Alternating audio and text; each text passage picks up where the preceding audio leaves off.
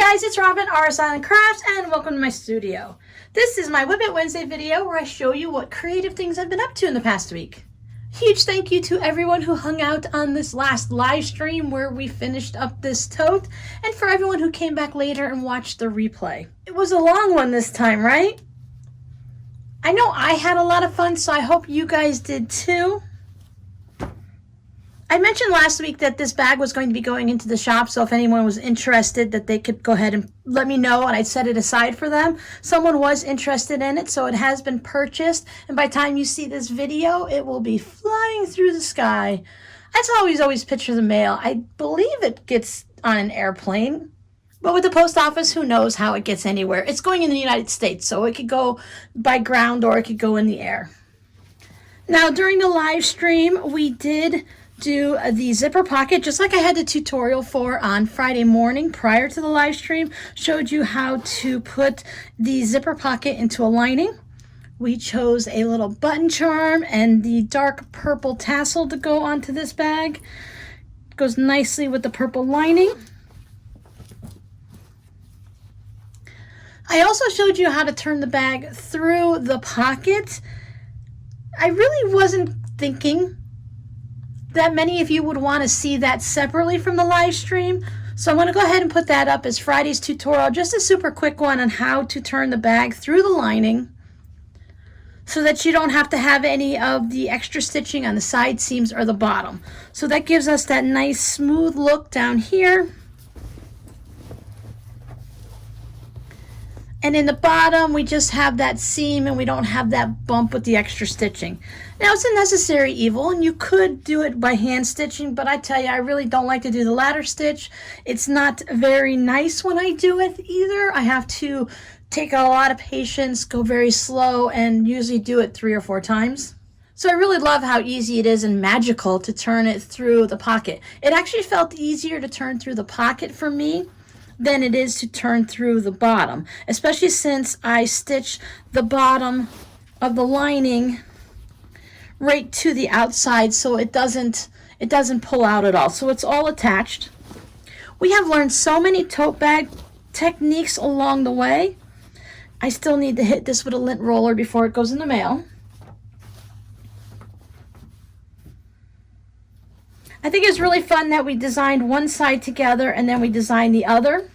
So I will put up that tutorial on Friday, and then we'll take a little bit of a break on tote bags. I know some of you are going to be, oh, and others of you are going to be, yay. But if you have any other questions, just send me a message, leave me a comment. If you have another technique that you'd like to learn, please let me know. I don't mind popping up another one, but we're going to go into, I was thinking that we could go into mug rugs next. I get a lot of requests for mug rugs, and with the holiday season coming up, it's a great gift to have on hand and something small to send in the mail to friends and such. If you're only sending a mug rug in the mail and you decide on the size ahead of time, if you make it to fit in one of these small crafting envelopes, I know I can mail this in many places in the United States, definitely under $5. Many times, depending on how thick my mug rug is, if it goes more than an inch thick, then it goes up in price. And if you make it really heavy by adding extra beads and applique and buttons or whatnot, it does cost more to mail. But I can usually mail it for like $2. And even if you go into the larger craft envelope, you usually can still mail it under maybe $5 or $6, again, depending on how thick it is and how heavy it weighs. So mug rugs are great to send among friends, to do in swaps, because I know there's still lots of swaps going on Instagram. If you're looking for swaps on Instagram, you can search by hashtag. So let's say we want to find a mug rug swatch. You can do hashtag mug rug swap or mug rug swap 2021, see what comes up, or even 2022, because I know there are some notices I've seen for different things that are happening next year. So for those of you that didn't see this on the live stream, we did manage, because you know you guys were part of it. Again, I still need to pick out some threads. We did get the little bit of the calculator strip tape to go down the side here on this one. And then it showed up on the front on this one, so I thought that was really cool. And the bottom of the bag hits just below the gray strips right here, so that block sits right there on top, so it just showcases it really well. And the same thing on this side. it adds it so it just sits on the bottom of the bag perfectly. You do possibly get a little bit of the purple on the bottom showing, and there we have our flying geese. And I did mention I was going to lose the points. The points are gone, and that is okay, because now you can look at them as a mountain with a flat top on it. No, these bags don't stand up on their own, even though they do have a lot of quilting, but once you put a couple things in it and open it up, they can stand on their own. Slip pocket with a little white accent. I'm not sure if that's something that I'm going to do often, but maybe next time I would do this dark purple and then take the lining and put it on an accent on the top. But I've also been thinking that if I have enough lining fabric, that I'd like to have a hidden slip pocket so it doesn't stick out. So you have this crazy on the outside, but then when you go into the inside of your bag, everything is kind of calm and relaxed. So to use this light lilac-y purple and make a slip pocket with that. I don't mind the zipper popping out a little bit because that's just a little bit of an extra color, and I need to check on my colors of zippers. I'm getting down to mostly the creams, whites, blacks, and grays. Many of you have ordered zippers from Zip It like I do on Etsy. Last year, you'll know that with the pandemic and everything, they didn't have people that were working in the shop, so that they weren't able, it was just the husband and the wife taking turns, so they weren't able to ship all the time. So I've just been working through the zippers I have. It's good to use the supplies you have before you go out and spend more money to buy new stuff. Now, if you were on the live stream, you saw that I had a lot of these little dangly things here, these little charms. So I was trying to think where I can use them. If I just put them on, should I put the tassel and the charm, just a tassel? I could sew the charms onto the bag, but then I don't know if, where to put a charm. Can I just stitch a charm down anywhere? Is that something that would appeal to you? I think if I had maybe like a bird fabric, you could put the bird on the bird fabric or something like that. But otherwise, I think just having it hanging off the pocket works out pretty good. I do use a lobster clasp until I run out, so that if the person who has this bag wishes to, they can easily remove this, use it somewhere else, not use it at all. So we can finally say goodbye to our purple and pink tote bag. It is off to its new home, and we can move on to new projects. In case anyone's curious, this is the pink and purple tote bag getting ready to go into the mail. I can't show you the other side because it has the addresses on it, but this is a sheet of computer paper. Well, it's where I can use I have my labels on it for printing, but it's the size of a sheet of computer paper. So in order to keep the shipping reasonable and not to have a big giant bag where it kind of is loosey-goosey flopping all over the place, I fold it up nice and neat, and I fold it in half, and then I fold it in half again. So it's basically in quarters, tuck the handles in, and it fits in here nice and firmly without busting the seams. But it's a nice package that I feel will go through the mail safe and secure. So if you're to purchase a bag like this, you're going to want to take it out, shake it out a little bit. But as you've seen, it's just a quilted bag. So it's made just like a quilt. You can put it through the washer and dryer. You can go ahead and just hit it with a cotton iron. Or if you just kind of hang it up by the handles and maybe put roll up a couple towels, put it in it, and the wrinkles should just come out in the process of hanging there. You could always spritz it with a little water, hit it with a steam. The people that do their clothes with steams and stuff. But I just thought it was kind of cool that big old tote bag fits into something that is smaller than a sheet of computer paper. The dog tote finally got sewn up and it's all finished. Came out a little bit larger than I was planning on it, but that's okay because my customer loves it as is. I think she's going to be thrilled when she gets it in person. When you look at things on videos or in a photo on Etsy, even though you have the measurements, it's kind of hard to imagine the actual size until you have it in your hands and you could start putting things in it.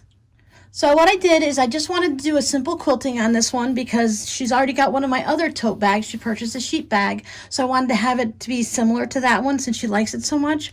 I just did some wavy quilting. And then I did it in just a perfect color that it just matches so well. Sometimes a thread just does it just perfectly for you, and it amazes me all the time that you can take a fabric from however many years ago and then a thread, and they just match up so nicely. But you can see it and yet not see it. So I just did a whole bunch of that. I even did a couple little bit of waves on the bottom, just not all the way down. And since it was a dog themed, I thought, well, let's go ahead and spice this up a little bit. It's not pieced, so it's not a Franken tote. It's just a quilted tote, but it's not boring, no, because it has this fun novelty print on it. But let's just go ahead and spice it up a little bit. So I added the puppy paw print handles. Same color? No. Complementary? Yes. But the theme matches, so I was fine with that. She wanted a Velcro closure on it, just a little bit of a flap, so I created the little flap. I have the brown to match the bottom, so that kind of goes well. I didn't want to use the paw prints on this part because I didn't want that to just stand out like that. I thought the handle standing out on their own was good.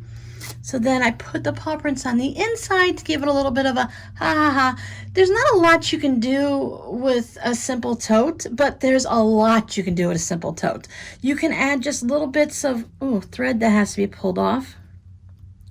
You can add just little bits of fun stuff like this. This is nothing bold and crazy, but it ties the handles in another place. So you have to have a zipper pocket, of course, so you want to make sure everything's going to stay in case you drop your tote and stuff like that. I did have a tassel that went really well, and then I found that I had a little paw print, little dangly-do thing. So I put it on a lobster claw here that just opens up like that.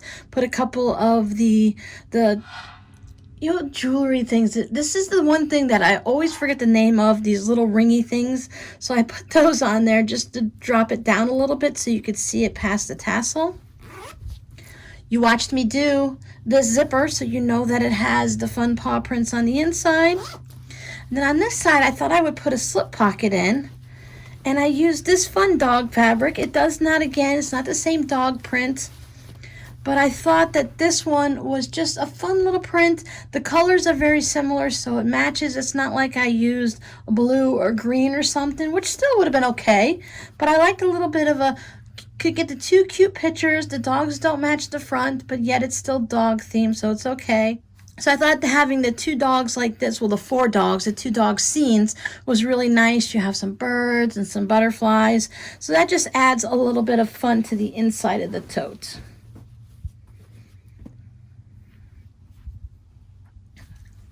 After I did the video for the pocket, I did turn it into one that you can turn it inside out, right side out through the bottom of the pocket. So there are no seams that had to be stitched down at the bottom like that. Of course, my usual thing now is to stitch the bottom together so that it doesn't have the lining that pulls out. So this guy is pretty huge. From side to side, it ended up being close to 17 inches. From here to here, you've got 12 and a half. I never really know how to put the measurements in my Etsy listings. So by the time you see this video, the owner will already have it. I'm sure she's going to love it. This fabric is just a little annoying to a creator because it has little blotches on it. Not blotches, just little dots of stuff. There's little dots of color that I keep thinking are something on it, and it's just the way it was printed. I don't know if it has something to do with the doggy prints or I never even noticed really before, but it has these little paw prints. But yeah, it just has these little small dots everywhere that I keep trying to scratch off and lint roller off and everything, and it just seems to be the way it was printed. So I'm thinking I might have my basic format figured out now. I like the zipper pockets, but I also like the easy slip pockets. So I might be doing both. And who's going to complain if there's too many pockets, right? I don't think two pockets, one on each side, will be too many. I might make this one just a little bit smaller. This one I had to make to fit the dogs in there, so it had to be a certain size. So I think depending on the fabric, I might just make a small little pocket to tuck a little something in. I've mailed the fabric postcards for the names that were drawn during this past live stream. So those have already gone out in the mail, and you may have even received them by the time you see this video. I have not received anything as a no thank you or your mailing address from the two people that I chose. So you might want to go back and check last week's WiP It Wednesday to see if I responded to your comments. Otherwise, these will just go back into the stash and I will pull them again for somebody else. Since I had so much fun making that puppy tote bag, I knew I had other puppy fabric. So I decided to go ahead and make some more. Now these I'm putting more quilting in because I know the person that I made that for likes a nice, gentle, not super dense quilting. But these, I kind of like my tote bags to be a bit firmer. I don't like them to be all floppy and fluffy. And they're just easier to put together when they have extra quilting. So I was waiting for some batting. Thankfully, Amazon delivers on Sundays, so I picked up a little bit more batting. I've actually used up the roll of batting that I purchased. I don't recall when. I'll put the date right here. I believe I got a queen size width and probably 90 yards. I'll put that here too.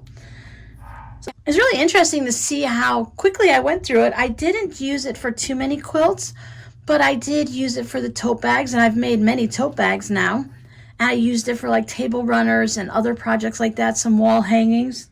So until I'm going to save up a little bit of money and watch for a sale so I can get another big roll of it. Until then, I picked up just a twin size. The 100% cotton that I still love, it's from the Warm Company, but this one is warm and natural, so it does have some of the flex in it. But when you flip it over to the other side, you don't see any of that. So I'll just put this towards my fabric, and then I'll put this side towards my faux backing. You can actually pick some of these off. Some of them are a little bit larger that you can feel when you're quilting, but overall, I've never had a problem with it. I just use the white because it's white and it's simple and I don't have to think about it. But Amazon had a twin size of the Warm and Natural for, I think I paid $14.88 for it, somewhere around the $15 mark, so I couldn't pass that up, so I just got a twin size, and I'll just keep cutting it up until I run out of that, and then I'll look for another one if I pick up another twin size one. I think for that price, it's pretty good if I go through one a month until I can pick myself up a roll. I'm working on the doggy tote bags. I did not get to quilt this guy yet. He is just waiting his turn. I thought this green blender, all of my blenders are from fabric.com. I think this might even be called grass. I thought this green would pull out the green from the pictures nicely, and I was just trying to get a different color bottom for each of the bags. Now these have their linings, they have their pockets all ready to go, their handles, their zippers, and all of that. I found this fabric with the bones on it at the Dollar Tree, and I only grabbed one fat quarter. Whether it was because there was only one of them, most likely. Otherwise, I probably would have bought more than one, knowing that I have this dog fabric at home. I decided to go with one fabric of the dog print and then one of the bottom of the bag for my handles to add that little bit of quirkiness. As you can see, it's not a patchwork tote or anything like that. We are using the novelty fabric to make the tote exciting, but I like that little bit of quirkiness to them, and I like to have the two different kind of handles. Now with this dog here, it has some of that plaid on it, so I thought I would pull that plaid into these two for the lining.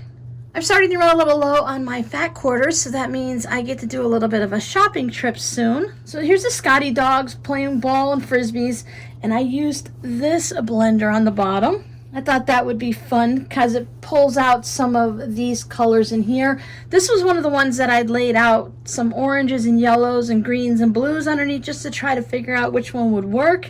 And this one is the one that just sprung out to me and my friends. We decided that this was the perfect one. I'm hoping that these will be ready and in the shop when you see this on Wednesday. If not, then before the weekend. Again, I still have the doggy one. I went with this on my handles because my puppy fabric, my lining, I liked this dark plaid. Again, there's no plaid in this one, but I just thought that that worked well with it to complement the dark blue in the background here.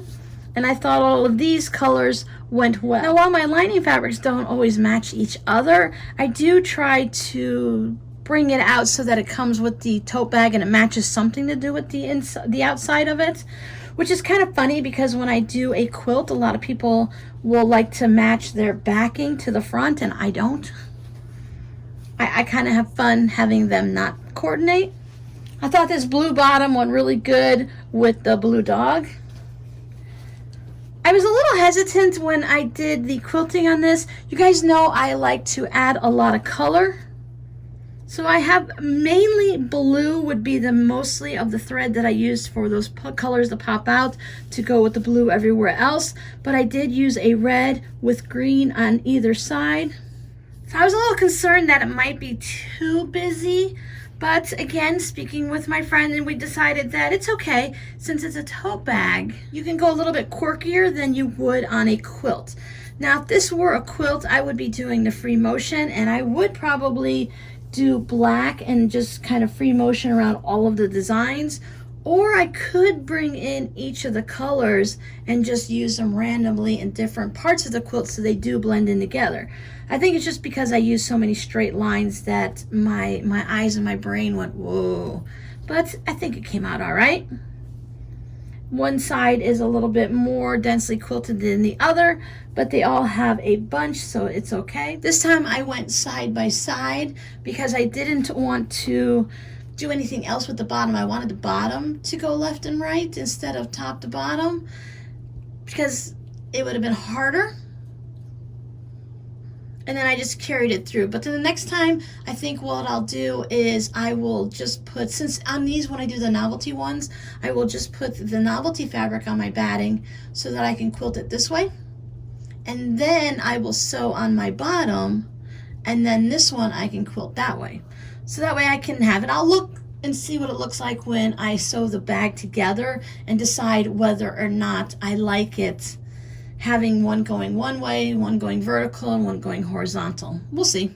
So that's one of the things with these tote bags. So even if you're not really into making a lot of tote bags like I've been enjoying right now, and you're a quilter, you love making big queen and king size quilts, making lap quilts for friends and family for gifts and stuff. But when we first start making our quilt, we do a little test block before we cut all of our fabric to see how it works. And sometimes we do that in a different fabric than what we're using on our actual quilt, because we don't want to waste any of that fabric on a test block that may or may not come out right. So then we can take those test blocks and put it into a tote bag. You can practice your quilting on this. So those of you that are looking to practice your free motion quilting, this is a great one for it. Because if it's not quite perfect, it's not a quilt, it's a tote bag. As long as your quilting is structurally secure on there and it's not going to pull out because you have a lot of eyelashes on the back, then it's going to be okay. And it's also easier to pull out the quilting on this than if you quilted an entire twin size or lap size quilt and realized when you flipped over to the back that there was a problem. And if you do it the way I do with the false backing, then no one would see any of your mistakes back there anyway. Yep, that's Chucky from the Rugrats. I actually used one of my kids' old pillowcases as my faux backing. Everything's been very well washed. It's just like using t-shirts in a quilt or something like that, so I don't think there's any of an issue to use that on the inside of the tote bag like this where you're not going to see it. If you check out my Instagram, I put up a fun little picture when I was sewing one of these that had Chucky Finster on it. There he is. So after I take care of this video and get it edited, I will be finishing up these. I've mentioned to you guys before that when I was making a lot of quilts several years ago, I really loved the black background with the bright colors popping up. So I really love how this one is, and it has all these little green paw prints on the bottom. But I thought this was fun because this has got to be similar in about the same line, because this look here is also carried over into a blue background. So while that one has the blue dogs on the black, this one has these tan brown dogs on the blue. And so you still have your green, you're just bringing through different dogs. So you have the pictures of the blue dogs in here, and then those guys with their dog houses, and then this one has the dog houses with that same dog, but then you're also bringing in the green. So I thought that was really fun that they had those, so I had to do those 2 bags. But I think these guys are my favorite. I just love the way they have the plaid on there, and it's just so colorful. So if anyone still hangs out on Facebook, I know several of you have been posting some really wonderful things in the group lately. It is listed down below in the description box, so if you'd like to show us what you've been doing in the past week or so, post pictures over there, tag me on Instagram. Thank you so much for watching my videos, especially when you watch them from beginning to end, because that really does help my channel out. When you put a little like on the video, put a little dislike on the video. I'm fine with that too, because both of them, thumbs up and thumbs down, are equal in YouTube land. And if I show something that is interesting or different that you'd like to share, go ahead and share the video. There's a little share button down there that you can do too. You can put my videos and create playlists on YouTube and put them on a playlist, or you can even save them over on Pinterest. So your code word today is going to be, nope, it's not going to be ants. It's going to be picnic. Getting to that time of the year, I love autumn picnics. It's so hot in the summer here that to go outside and have an outdoor picnic is crazy. So your code word is picnic. Thank you so much for hanging out with me. Thank you for watching my videos and always leaving such fun comments. And I'll see you guys on Friday. Bye.